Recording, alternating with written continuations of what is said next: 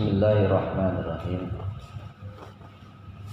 Assalamualaikum warahmatullahi wabarakatuh. Alhamdulillah, wassalatu wassalamu ala sayyidina Muhammad ibn Abdullah wa ala alihi wa ashabihi wa man walah. La hawla wa la quwwata illa billah. Rabbi shrah li sadri wa yassir li amri wa hlul 'uqdatam min lisani yafqahu qawli. Subhanaka la ilma lana illa ma 'allamtana innaka antal alimul hakim. Allahumma jama' baini wa baina qawmi wa muridi wa ma ya'khudul ilma bil mahabbati daimati innaka ala kulli syai'in qadir. Ila hadratin Nabi Mustafa Muhammadin sallallahu alaihi wasallam. Summa ila hadatuna khususan al-mu'allif hadal kitab nafa nabi wa bi ulumihi wa bi barakati bid darin bi sirril Fatihah. A'udzu billahi minasyaitonir rajim. Bismillahirrahmanirrahim. Alhamdulillahi rabbil alamin arrahmanir rahim maliki yaumiddin. Iyyaka na'budu wa iyyaka nasta'in ihdinas siratal mustaqim. Shiratal ladzina an'amta 'alaihim ghairil maghdubi 'alaihim waladdallin. Qala Allah Ta'ala fi kitabihil karim. A'udzu billahi minasyaitonir rajim. Bismillahirrahmanirrahim. Yarfa'illahu alladzina amanu minkum walladzina utul ilma darajat. Qala aidan fi ayatil akhar. Falaula nafarum min kulli firqatin minhum ta'ifah liyatafaqahu fiddin. Wa qala Rasulullah sallallahu alaihi wasallam may yuridillahu bihi khairan yufaqihu fiddin. Wa qala al-ulama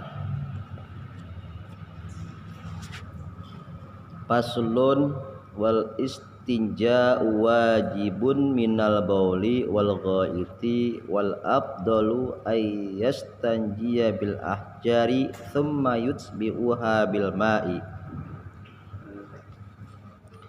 wa yajuzu ay yaqtasira 'alal ma'i aw 'ala salasati ahjarin yunki bihinnal mahalla fa idza aradal iktisara ala ahadihima fal ma'u afdalu wa yajtanibul istiqbalal qiblata wastidbaraha fis sahra'i. Pengurus pengajian, bapak-bapak yang saya hormati, para bapak jemaah yang hadir, yang namanya tidak saya sebutkan satu persatu namun sedikit pun tidak mengurangi hormat saya. Puji syukur kita panjatkan kehadirat Allah Subhanahu wa taala. Yang malam hari ini kita masih dikaruniai nikmat iman dan Islam, nikmat sehat walafiat, nikmat panjang umur. Masih Allah berikan taufik dan hidayah kepada kita sehingga kita dapat menunaikan perintah agama, yaitu bersilaturahim dan sekaligus kita menuntut ilmu. Dan yang tidak kalah pentingnya adalah kita menikmati hidangan yang disiapkan oleh pengurus pengajian. Wajib ngaji itu wajib karena ada kue. Karena kalau disuguhin orang yang nggak ada kan mubazir. Jadi ngajinya datang yang wajib tuh. Itu aja udah dalilnya, nggak usah banyak-banyak. Ya. Kalau ada yang mengatakan, wah itu nggak boleh, itu bid'ah, ngaji itu lillahi ta'ala, teh betut. Ngomong sebakul. Pas kurang aja jatahnya itu ngada. Ngapain salam-salaman kayak beda salaman. Itu orang NU itu ngapain salaman bolak-balik kayak begitu tuh. Sementara dia sendiri pengen dicium tangannya gitu aja. Salawat teriring salam semoga tercurah limpahkan kepada junjungan kita baginda Nabi besar Muhammad sallallahu alaihi wasallam pada keluarganya, kepada para sahabatnya, termasuk kepada kita selaku umatnya dan juga pengikutnya. Kita sekarang ini sudah di akhir zaman, karena kita umurnya nggak panjang-panjang. Kali di sini ada yang kira-kiranya sudah ketahuan, sudah ada bocoran dari malaikat, bakalan umurnya sampai 500 tahun. Kayaknya nggak ada. Sementara umat sekarang ini, ya kalau Rasulullah umurnya 63-65 tahun, kita ini mungkin kurang dari itu. Kalau zaman masa-masa orang tua kita dulu masih bisa kuat 90 tahun. Kalau dulu orang-orang pada doyan puasa, rajin puasa, walaupun Ramadan kagak puasa misalnya, tapi banyak amalan. Ada amalan muti, amalan ini, amalan itu, puasanya rajin walaupun punya maksud. Ada sampai 40 hari, sampai setahun. Nah kalau kita sekarang pengen gak garas mulu kita mah tiap hari. Makanannya kita makan bukan alami lagi. Dulu kita kalau makan nggak banyak campuran formalin, macam-macam enggak. Kalau sekarang udah macam-macam yang kita makan, campuran-campuran zat kimia. Umur udah dikurangin. Gak usah jauh-jauh urusan makan, urusan rambut saja kita sekarang. Bapak saya waktu mau meninggal aja rambutnya masih hitam. Lah saya sekarang rambutnya udah tambah putih. Ini faktor apa ini? Faktor teguran bakalan modar? Apa-apa saya juga gak tahu dah. Nah, di sampo dulu aja kan samponya merang. Saya masih ngerasakan itu waktu masih kecil. Tapi sekarang itu sampo udah ganti kita. Ada Sunlight, ada macam-macam lah sampo kita. Jadi rambut cepat putih, cepat bubanin. Nah ini salah satu contoh kecil. Nah sementara di akhir kita saat ini, zaman ini fitnah merajalela di sana sih. Nah kita kembali kepada nilai-nilai ajaran agama yang harus kita junjung tinggi. Sementara orang melihat agama itu hanya sebatas simbol-simbol saja, tidak melihat kepada substansi agama. Itu usah jauh-jauh lah. Kalau di musola Baitul Mukmin, Kang Cecep nyetel lagu Qilmah walau jabal khatir wala salamin ba'id wala risalah ya hajir, dan seterusnya. Nah, kalau dimaknain itu lagunya itu kan masalah si cewek dan si cowok jatuh cinta. Nah, kalau diartikan rada kasar, goyang dompet. Tapi lagu sama irama kita coba-coba kita setel. Syairnya bagus. Hai manusia, hormati ibumu yang melahirkan. Keren itu kan? Bagus banget lirik lagunya, syair-syairnya. Pasti kalau disetel sama Kang Cecep, kalau nggak Pak Ali yang nggak beledog, mungkin di sebelah sana yang beledog.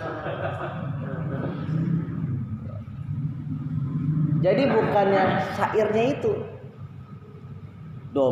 namanya dangdut identik hal yang nggak bagus. Sementara kalau lagu Arab seolah itu Islami, padahal itu isinya nggak Islami. Sama juga kita pakaian yang syariat yang ngajarkan itu kan untuk aurat. Tapi budayanya itu dari Arab, kan jangan mentang-mentang Nabi Muhammad itu adalah dari Arab. Ketika pakai jubah, wah itu Islam tuh. Wah itu Islam. Sementara yang pakai batik tidak Islami. Salah pemahaman seperti begini. Ini yang harus dikembalikan dalam pemikiran-pemikiran kita saat ini. Budaya itu bukan agama, tapi agama butuh budaya. Jadi berakulturasi budaya dengan keislaman sebagai spiritnya itu penting. Karena agama itu tidak akan bisa diterima di pelosok dunia kalau tidak bisa berbaur dengan masyarakat sekitar terkait tentang tradisi dan budaya masyarakat di sekitar itu. Wali Songo mengajarkan Islam itu nggak bicara tentang surga neraka kok.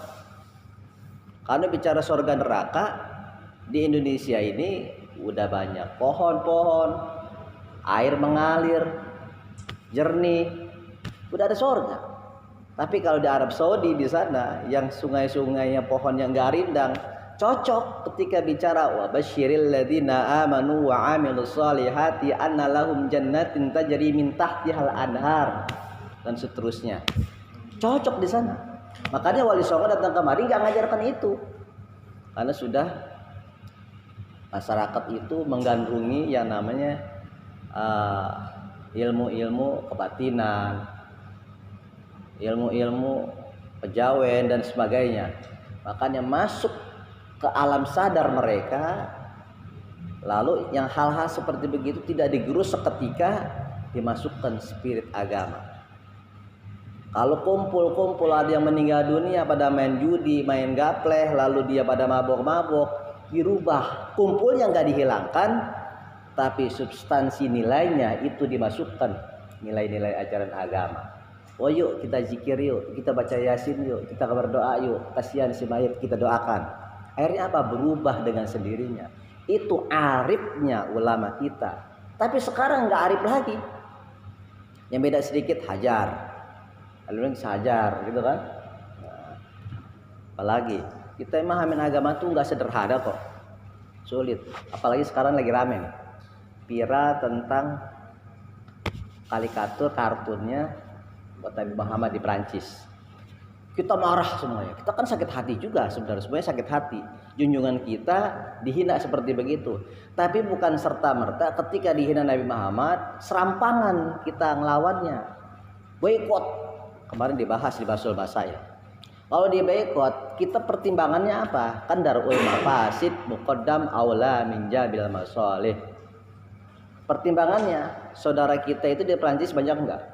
Banyak, tapi kan kita Islamnya minoritas di sana. Kalau kita boikot di sini, gimana nasib saudara kita di sana? Apakah enggak jadi bulan-bulanan nanti? Wah, Islam mayoritas kita radikal, ekstrim dan sebagainya. Nah, karena kepentingan negara nanti itu. Bangkit nasionalisme mereka, lalu umat Islam di sana akan dizolimi, akan lebih parah nanti. Kemudian di sini juga sama, jangan sampai merugikan saudara kita juga yang kerja di Carrefour, yang kerja di perusahaan-perusahaan Prancis, lalu diboikot, gulung tikar, gimana nasib mereka? Tidak punya penghasilan lagi dong. Begitu. Caranya bagaimana? Kita kecam sama kita. Lalu kalau ada link diadili di mahkamah internasional. Kan harusnya begitu. Jadi pakai jalur. Ini mau boikot, ngomong sana sini, ngomong sana sini. Yang bayar kagak apa kagak. Kalau ditanggapin kita di sana di Prancis mendingan. Ini mah enggak, malah dijolimin. Jadi rugi 2 kali kita. Kita sayang sama teman kita, saudara kita, sama muslim. Jangan sampai di sini kita ini melakukan tindakan tanpa akal sehat. Sementara di sana saudara kita itu dikecam, mereka itu dizolimi. Kan kayak Gus Dur. Karena ulama itu arifan bi zamanihi muqbilan ala sya'nihi. Tahu kondisi zaman, kondisi lingkungan, kondisi politik, semua kondisi. Maka syarat ulama harus paham juga politik. Kalau nggak ngerti politik, sosial ke masyarakat nggak paham, ya udah jangan jadi ustaz, jangan jadi ulama, ada kayak begitu, Pak. Udah ustaz ikro aja udah. Yang ngajarin ikro, gak usah ngapa-ngapain, udah gitu aja udah.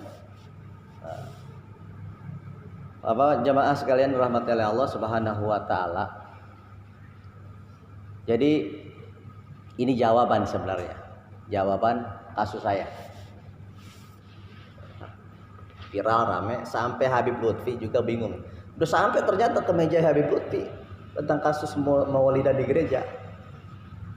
Maulid itu kan waktu peringatan, memperingati junjungan Nabi kita Muhammad Shallallahu Alaihi Wasallam. Cuman karena saya kagak kebagian ceramah di masjid, ya saya mendingan ceramahnya di gereja gitu aja. Sederhana kan saya. ceramahnya di gereja, saya ceramahin ini umat Nabi Muhammad, ini Nabi Muhammad akhlaknya baik, Nabi Muhammad itu santun, mengajarkan rahmatan alamin, kan makin cinta ke saya, cinta ke Nabi Muhammad, ya kan gitu. Kalau kita ceramah yang mengenalkan Nabi Muhammad ke orang yang sudah kenal Nabi Muhammad, sudah mengenal salawatan, senang salawatan, zikir, itu kan kagak aneh, udah beriman dia.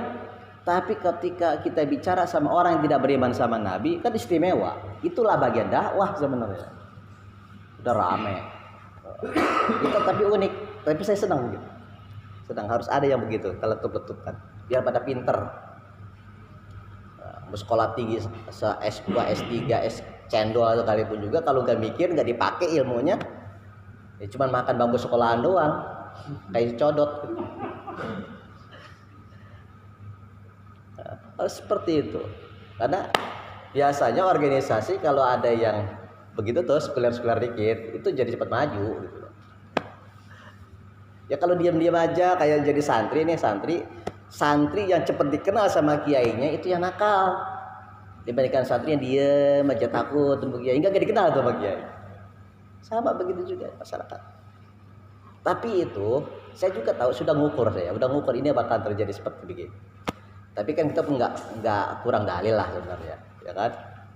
Nah, maka daripada itu, bagaimana mengemasnya? Mengemas itu sebenarnya terbantahkan ketika temanya itu memang momen Maulid hari libur. Tapi di bawahnya sebenarnya itu dialog kebangsaan. Cuman komentarnya sebelum dibaca. Jadi males nih orang Indonesia, diketahuan ya, males ngebaca, gengsinya gede, ogah nanya gitu. Kan begitu masalahnya. Ini Indonesia nih. Orang Indonesia itu karakternya benar begitu. Males ngebaca, ogah nanya. Gengsinya gede. Orang Bogor tapi Indonesia enggak gitu-gitu amat tapi kali ya.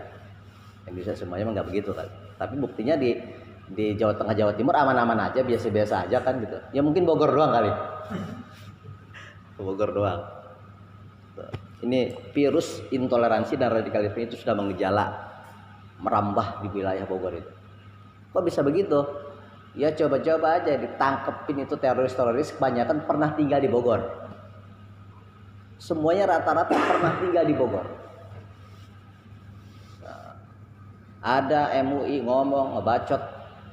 Kalau mau belajar toleransi cukup di Indonesia. Ya orang bangun gereja aja dihalang-halangin kok. Gimana bicara toleransi? Ya untung aja umat Islam Indonesia itu mayoritas NU. Jadi kagak usil-usil amat. Coba kalau nggak begitu, ya mereka nggak bisa hidup. Ini saya ngomong silakan aja direkam, disebarkan nggak apa-apa. Seperti itu. Ini kondisi. Alasan SKB 2 Menteri. SKB 2 Menteri itu bukan ngatur agama, tapi ngatur tata tertib. Kalau mau mendirikan tempat ibadah harus dapat persetujuan masyarakat 60 orang di lingkungan di desa itu. Kalau enggak, naikin levelnya kecamatan, 60 tanda tangan baru bisa berdiri. Level kecamatan. Kalau nggak bisa kabupaten, masa nggak ada tempat-tempat. Jadi kita bangun kita dorong seperti itu. Orang kalau sudah semangat beragama, itu nanti menjadi spirit agama itu untuk soleh sosial. Benar. Nah, kalau model di Prancis ini, itu mereka itu yang sekuler, antara agama sama kemasyarakatan, pemerintahan itu terpisahkan. Tapi kita Indonesia ini, walaupun negara kita itu bukan negara agama, tapi tidak meninggalkan nilai-nilai ajaran agama. Ini sebenarnya unik Indonesia. Agama itu hanya sebatas spirit. Mau agama apa pun, Islam spiritnya. Makanya masuk ke ranah pemerintahan, bisa mengatur undang-undang negara itu, konstitusi itu dimasukkan muatannya itu spirit agama. Contoh, memang ada dalam Al-Quran Al-Karim yang namanya kalau kita berkendaraan atau hadis Rasulullah atau kitab, kalau lampu merah itu diam berhenti, lampu hijau jalan, lampu kuning siap-siap berhenti. Emang ada gitu? Enggak ada. Tapi itu syariat itu. Syariat. Kok kenapa? Syariat berarti mengatur ketertiban. Ketika kita lampu merah berhenti, tep ge, supaya yang di depan itu bisa melaju lewat. Coba kalau lampu merah itu nonong semuanya, disonong, nonong, tabrakan itu kita. Seperti itu contoh lampu merah. Itu syar'i, itu lampu merah itu. Padahal Al-Quran dan hadis Rasulullah, kitab-kitab ulama nggak menjelaskan tentang lampu merah berhenti, lampu hijau jalan, lampu kuning itu siap-siap berhenti. Nggak ada di situ. Tapi ajaran agama itu disesuaikan dengan kearifan lokal. Jemaah sekalian dan rahmati Allah Subhanahu wa taala. Kearifan kita ini berangkat sekarang nahkumu bizawahir, menghukumi itu yang zahirnya. Nah, kita kembalikan kepada individu personal kita masing-masing. Ibadah mahdhah untuk memperkuat nantinya ibadah ghairul mahdhah, ibadah sosial.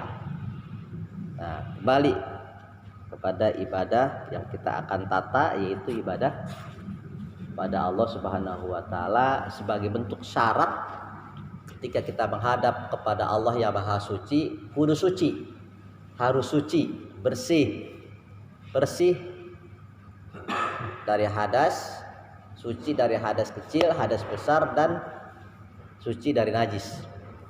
Nah, di sini kita bahas tentang istinja. Faslun, salah satu pasal menjelaskan tentang wal istinja wajibun minal bauli wal ghaiti. Istinja, cebok itu wajib dari habis buang air kecil dan BAB. Buang hadas, buang apa namanya, najis yang gede, berak. Bahasa gampang berak lah. Dikencing dan beol. Nah, itu wajib istinja. Kenapa harus istinja? Yang namanya najis kita dianjurkan ketika kita ini habis buang hajat kecil, habis kencing, kita bersihkan najisnya, dan caranya pun juga dikasih tahu. Nah, caranya ngasih tahu, pernah kan kejadian saya juga ngelihat waktu pengajian di awal-awal kita bentuk itu. Mas Tasrani kawan, habis kencing ser langsung dinaikin itunya, sletingnya, udah wudu sholat. Ya, kita nggak kasih tahu, dosa kita. Dikasih tahu takut ngambek, takut kesinggung. Jadi dua hal ini yang kita ngambil jalan tengah gimana? Gitu. Dakwah itu tidak ada ketersinggungan, apalagi menggurui. Bukan cara itu yang kita lakukan. Nanti tersinggung dia malah kabur. Akhirnya apa? Udah mas, kita buat pengajian aja dah. Buat pengajian kan nggak diguruin tuh. Jadi kita ngasih penjelasannya ke semuanya. Oh iya masuk. Akhirnya ya alhamdulillah kan. Nah, itu kita kasih tahu sampai kita buka perukunan. Ini cara wudu dari gini ke sini A sampai Z gini. Setelah itu baru bentuk pengajian. Kasih tahu caranya wudu yang benar. Baru tuh harus paham ke hati. Sementara kita pun kadangkala suka lupa, dianggap sepele oleh sebagian kita semua nih. Main kencing aja karena udah kebelet. Entah kita pulang gawe, atau kita habis ngelajo OT, nonton OT, atau kita habis kondangan, serge. Lupa kita itu celananya itu nempel najisnya, dipakai sholat, mampir di sini. Nah, maka daripada itu menghilangkan najisnya itu penting. Caranya mensucikannya itu ketika kencing kita istinja, habis kencing istinja, keluarkan. Nah, masih ada keceret-keceretan begitu tuh. Nah, kita urut, tapi ngurutnya jangan keseringan, ntar sampai megar lagi.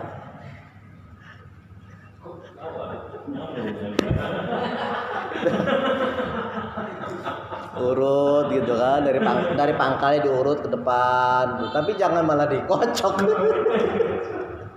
Jangan.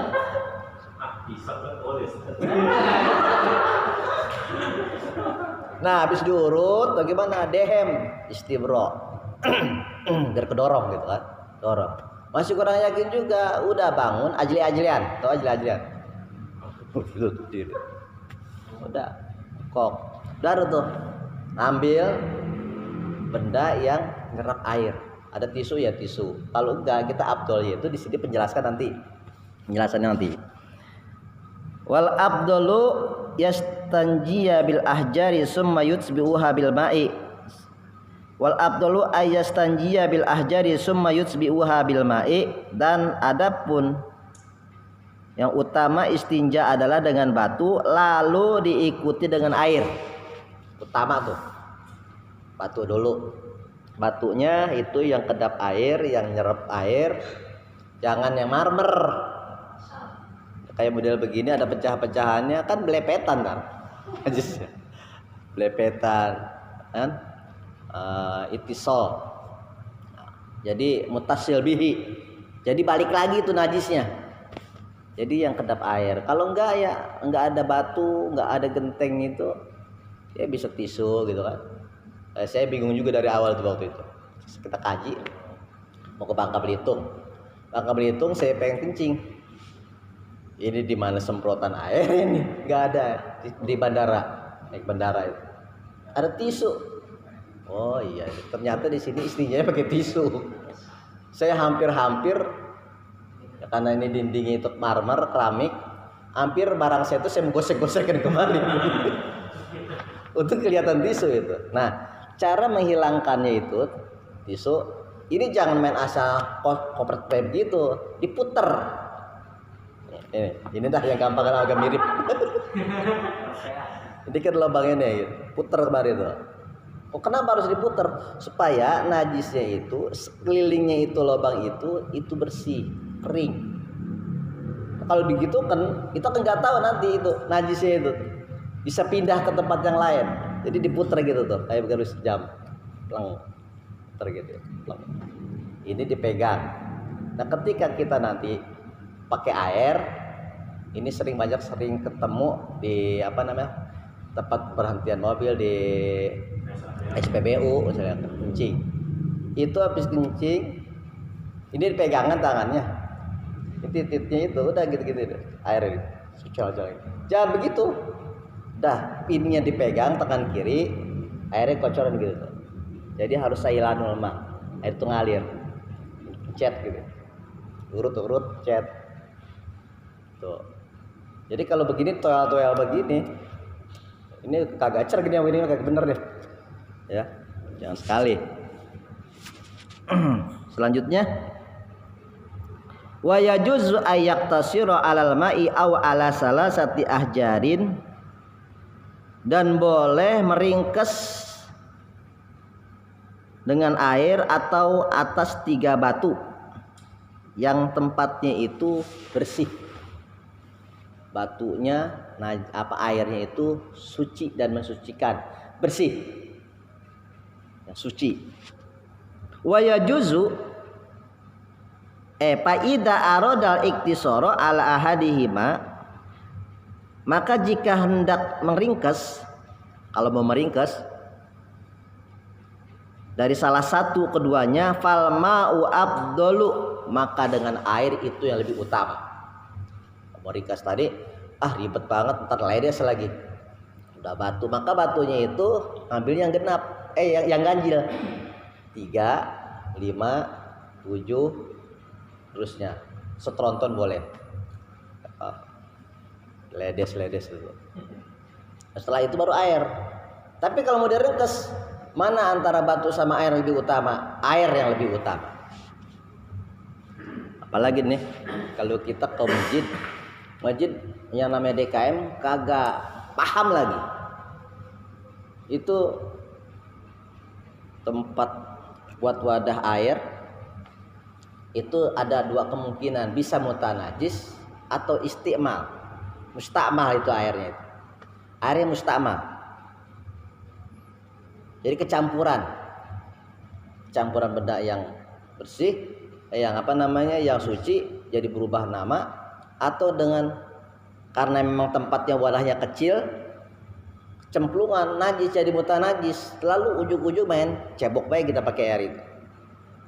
Yang mendingan di masjid lebih bagus itu pakai ember aja, ketika kelihatan najis itu bisa dibuang airnya. Enakan begitu. Dibandingkan wadahnya di permanen, cuman ukurannya kecil. Kadang-kala DKM dianggap sudah DKM jadi tokoh agama di situ sentral, kadang-kala dianggapnya. Padahal belum mengerti apa-apa. Jadi apa-apa ke DKM, ya apa-apa ke DKM, urusan doain aja ke DKM gitu kan. Ini masalah dalam urusan seperti itu, dalam urusan agama. Wa yajtanibu istiqbalal qiblata wastidbaroha fis sahra'i. Jauhilah ketika kita buang hajat kecil atau besar menghadap kiblat atau membelakangi kiblat di tempat yang lapang, yang terbuka, yang ngaplak gitu, ngaplak. Tuh. Misalnya di lapangan, kita lagi nonton bola, udah kebelet, udah ser aja kencing atau berak di situ tuh, ngadepin matahari atau ngebelakangin, apa namanya, kiblat atau ngebelakangin kiblat, menghadap kiblat atau belakangin kiblat, lapang. Nah kalau andai kata hal itu tidak mungkin kita hindari, bagi laki-laki sih untungnya alhamdulillah enak, barang kita aja titiknya dipengkolkan, titiknya dipengkolkan. Dan misalnya ada kiblat ke sana nih, kita berak di sini nih, nah, kita nggak tahu, udah pengkolkan aja dah barangnya. Tuh, laki-laki mah. Yang selanjutnya yang masalah sahra. Tapi kalau misalnya di ruang yang tertutup, minimalnya itu seukuran sini tingginya. Kalau kita buang hajat, itu lubang WC-nya itu kita duduk atau jongkoknya itu tidak bisa menghindari, harus menghadap kiblat atau belakang kiblat, tapi ruang tertutup nggak apa-apa. Nggak apa-apa. Yang nggak boleh itu dihindari itu saat di ruang ngablak gitu, lapang. Yang selanjutnya wajaistanibul baula wal ghaita, hindari, jauhilah sama kita ini ketika kencing atau berak fil ma'ir raqidi, air yang diam, air yang nggak ngalir, udah jadi bibit penyakit, tambahin lagi sama kencing kita, udah makan jengkol, makan pete, di situ kencing kita ser aja kan, udah baunya ngablak mana-mana. Wa tahta syajarati al-musmirati, lalu jauhi, hindari sama kita ini ketika kencing atau berak di bawah pohon yang berbuah. Pohon apa harus yang berbuah? Air kencing itu kan bisa difermentasikan buat pupuk. Nah, pertanyaannya gimana? Logikanya gimana? Ikan makan kotoran kita. Ketika sudah melebur, ya kan, itu bisa gak apa-apa. Ya, ketika makan sama kita, kalau misalnya jadi tai ikan namanya itu, kalau sudah melebur itu jadi tai ikan. Tapi kalau belum melebur, pas kita buka itu kuning, itu bukan tai ikan, tai orang. Itu tai orang namanya. Sama juga itu kencing, ya kan? Kalau itu masih dalam posisi perkembangan itu batang pohonnya, kita fermentasikan dalam waktu sekian jadi pupuk, jadi bogasi, boleh, nggak apa-apa. Tapi ketika itu dalam kondisi udah lagi berbuah kita kencingin, itu nyerap ke sana, jadi sama juga ntar buahnya itu kita makan air kencing gitu. Kiasnya seperti ikan tadi, kiasnya. Ya, ikan pas kita mau bedahin sore-sore habis johor kita beolin, kita berakin itu jambannya. Pas kita angkat, kita belah sama kita, udah kita goreng aja langsung bleng gitu kan. Kita goreng, belum belah apa langsung kita bleng. Kita makan sama kita ikannya tuh. Pas gitu kan bau tuh. Nah itu bukan tai ikan, itu tai orang. Tapi kalau sudah melebur ya jadi tai ikan. Walaupun makruh juga. Makruh maka tai ikan. Nah, yang selanjutnya fit tariqi, buang hajat kecil atau besar itu jangan di jalan yang sering dilalui orang. Nah, tuh yang kencing sembarangan itu tuh, habis makan pete, makan jengkol, kencing di tempat orang yang sering dilalui, orang melalui itu tempat jalanan. Nah, jangan tuh. Wazilli, halte tempat pemberhentian orang yang sering nongkrong di situ monjem Grab, nungguin mobil atau apa, kencing di situ atau berak di situ, ya jangan. Tempat umum namanya, ini nggak boleh. Wasaqabi, di lobang. Ada lobang-lobang itu kita kencing di situ atau kita berak di situ, takutnya nanti ada lobang ular di situ, dipatok kita.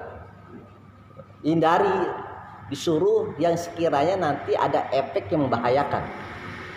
Maksudnya wasaqabi. Wala yatakallamu 'alal bauli wal ghaiti, dan jangan berbicara saat kita ini kencing dan berak. Tapi sekarang nggak bicara sih, cuma main HP. Nah, halo, gimana nih kabarnya nih? Kita main HP, kita ketik bawahnya ngebrojol kayak gitu. Wala yastaqbilu syamsa wal qamara wala yastadbiruhuma. Dan jangan kita ini menghadap matahari ataupun juga bulan, dan juga jangan membelakangi matahari dan bulan saat kita kencing atau berak. Segini aja dah bacanya. Wallahu a'lam bishawab. Silahkan. Cukup dari saya. Allahul muwaffiq ila aqwamit thoriq. Wassalamualaikum warahmatullahi wabarakatuh. Waalaikumsalam warahmatullahi wabarakatuh.